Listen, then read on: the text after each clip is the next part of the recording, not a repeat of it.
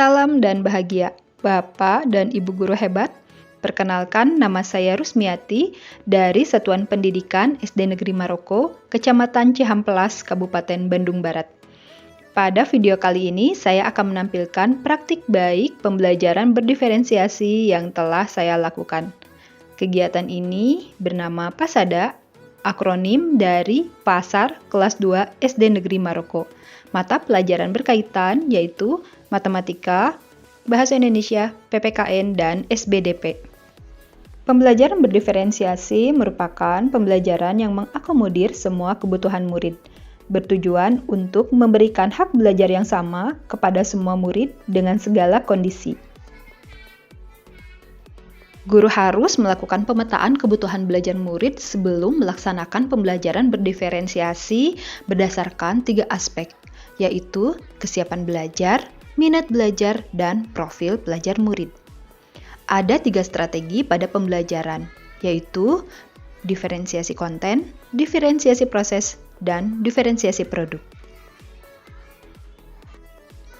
Diferensiasi konten yaitu jenis muatan atau konten apa yang akan diajarkan guru kepada murid.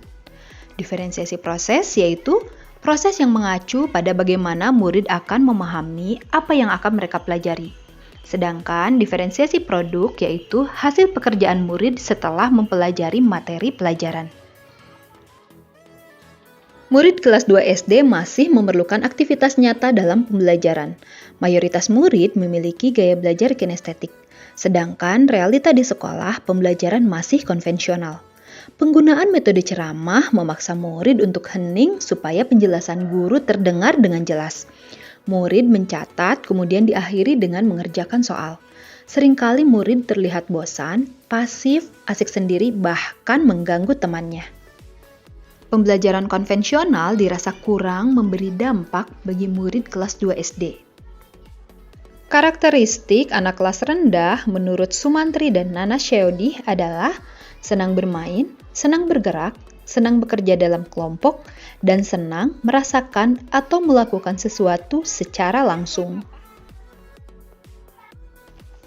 Berdasarkan situasi inilah maka diadakan kegiatan PASADA yang merupakan perpaduan antara kegiatan intrakurikuler dan kokurikuler. Tantangan untuk kegiatan ini adalah pembelajaran secara konvensional sudah berlangsung lama, dianggap sebagai pembelajaran yang paling efektif. Proses kegiatan pembelajaran berdiferensiasi mengaktifkan semua murid sehingga suasana belajar menjadi ramai. Dikhawatirkan mengganggu kelas lain. Kegiatan ini baru pertama kali dilaksanakan di sekolah. Tantangan terakhir dari kegiatan ini yaitu memerlukan dana sebagai modal berjualan yang dirasa memberatkan orang tua murid. Mengawali pembelajaran berdiferensiasi yang saya lakukan adalah melakukan asesmen diagnostik baik kognitif maupun non-kognitif untuk mengetahui kesulitan belajar yang dialami murid dan membantu guru dalam merencanakan pembelajaran yang efisien. Kemudian, saya menyusun rencana pembelajaran berdiferensiasi. Meminta izin dan menyampaikan rencana kegiatan kepada kepala sekolah merupakan hal yang tidak boleh terlewat. Sampaikan juga rencana kegiatan kepada rekan guru. Lakukan perbaikan rencana kegiatan berdasarkan saran-saran yang berguna supaya PASADA ini berjalan sesuai tujuan. Saya juga melakukan sosialisasi kepada orang tua murid, menyampaikan hal-hal penting, serta melakukan diskusi untuk menghindari kesalahpahaman. Murid beserta orang tua berdiskusi untuk menentukan barang yang akan dijual. Kemudian, membuat poster untuk promosi barang dagangan. Murid diberi kebebasan untuk berkreasi dalam membuat poster. Promosi barang dagangan dilakukan oleh murid kepada seluruh warga sekolah. Murid menjelaskan dengan sopan santun, menyebutkan produk yang dijual beserta harga satuannya. Murid saling tolong-menolong menyiapkan barang dagangannya. Pada kegiatan ini, murid menunjukkan sikap saling membantu, gotong royong, empati, dan tanggung jawab. Pada aktivitas berjualan, murid bersikap sopan santun, saling menolong, menjaga kebersihan, melakukan kegiatan ekonomi, mengenal nilai mata uang, dan banyak lagi.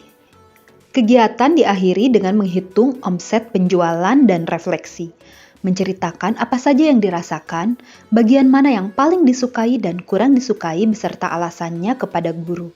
Murid bisa melakukannya dengan menuliskan cerita, membuat komik, ataupun secara lisan kepada guru. Guru mencatat evaluasi berdasarkan temuan-temuan pada kegiatan yang akan digunakan sebagai dokumentasi ataupun perbaikan jika di kemudian hari akan melakukan kegiatan yang sama. Senang, Kenapa? soalnya laris manis. Laris manis. Nanti kalau ada kegiatan jualan lagi gimana? Mau ikutan, Kenapa mau ikutan? soalnya itu apa sih, jadi mendapatkan uang banyak, Dapat uang yang banyak. bisa menghitung. Kegiatannya sangat menginspirasi, membuat siswa tidak merasa bosan. Selain itu menumbuhkan kreativitas siswa dan menumbuhkan jiwa kewirausahaan Kami siswa. para orang tua, khususnya saya, sangat mendukung sekali dengan kegiatan ini.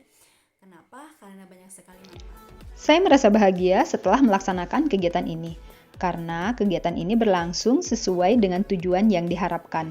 Kedepannya, saya akan melakukan inovasi-inovasi sehingga bisa menumbuhkan profil pelajar Pancasila. Semoga menginspirasi Bapak dan Ibu guru hebat. Salam dan bahagia.